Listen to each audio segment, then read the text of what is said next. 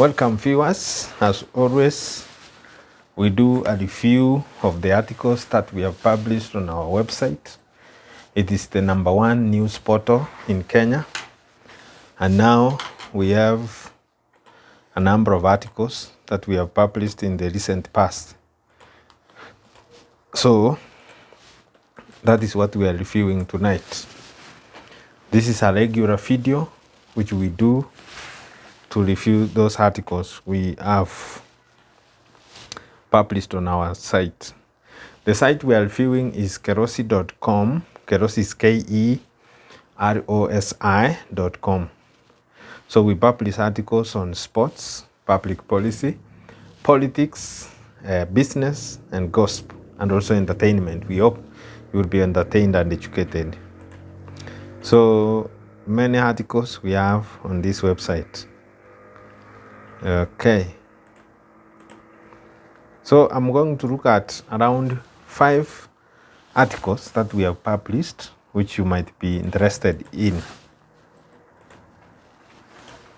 So the articles are from news in Kenya to news around the world, from around Africa, etc. So we will give a quick review of what we are talking about here. So the first article is Man City didn't need Haaland for the 4-0 or 4-0 win against Bournemouth. That is, you can read it more on our website. That Kevin De Bruyne played a key role Manchester City's game against Bournemouth, scoring the second goal and giving an assist. De Bruyne has been providing masterclass performances in the past games. The arrival of Erling Haaland did not change his status. He still does what he does, or he still do what he does. Everyone's eyes were glued at what Haaland will provide, but it turned out it is the normal City magicians who ran the show.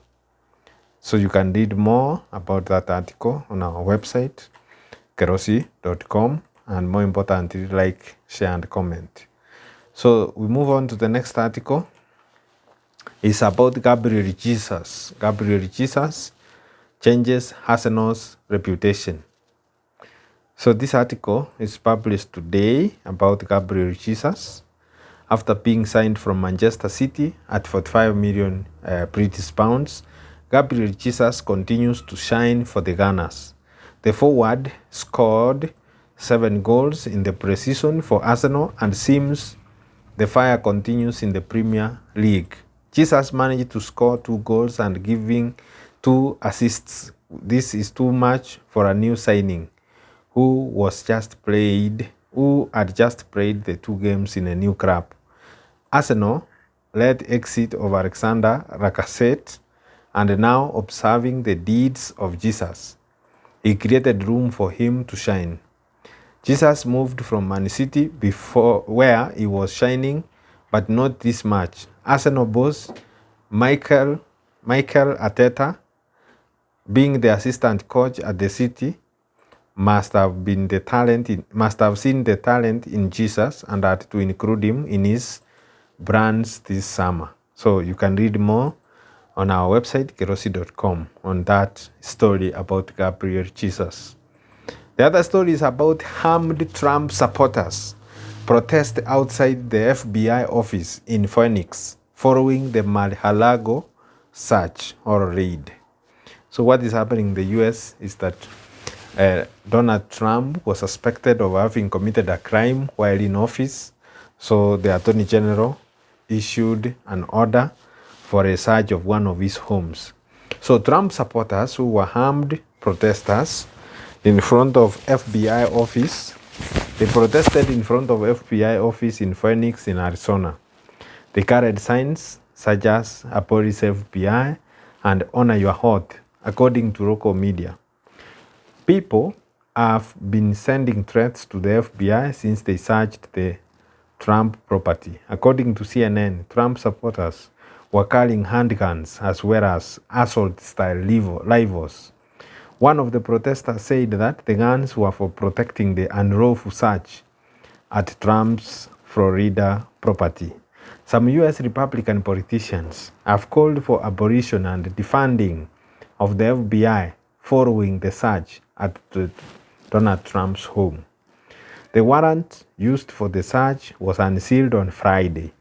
This was after Trump and the Justice Department both said that the warrant should be made public. According to the warrant, the FBI seized 11 files, including some which were marked top secret. Approximately 25 people attended the protest in Phoenix. The FBI is keen on the developments, considering that there has been an unprecedented number of threats against the FBI and their property following the Mar-a-Lago search. On Thursday, a man with a gun was killed after he tried to force entry into the FBI field office in Cincinnati, Ohio. That is the story. The other story is that 5 people in China are infected with Ranga virus. Ranga virus is a new virus which we are talking about briefly. More than 30 people in China have been found to have been infected with Ranga virus. Those infected reported symptoms such as headaches, cough, fever, nausea, and fatigue. Cases of Ranga have not been very serious so far. The virus is also found in shrews. At the moment, there are no cases of human-to-human transmission reported. The infections were reported in eastern Shandong, as well as in central Henan provinces. At least 35 people are affected, as reported by the New England Journal of Medicine. The virus is known as Ranga encephalitis or RAI5. Some of the patients developed impaired kidney and liver functions, as well as blood cell abnormalities.